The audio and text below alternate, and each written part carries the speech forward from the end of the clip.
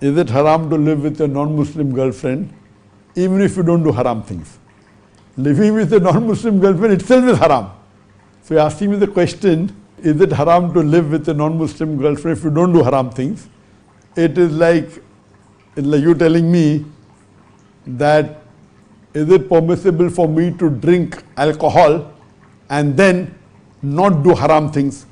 So you ask me the question, can I live with a non-Muslim girlfriend?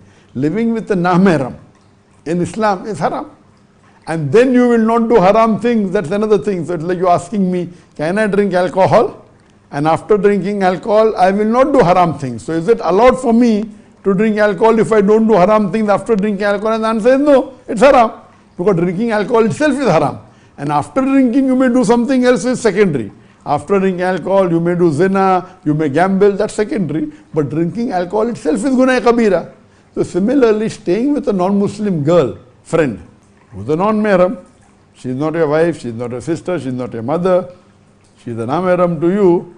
So staying with her itself is haram. Whether after that you do haram, whether you do zina with her or not after that, or that is secondary. But staying with a non-mahram girlfriend itself is haram. Whether after that you do haram or not, that is secondary.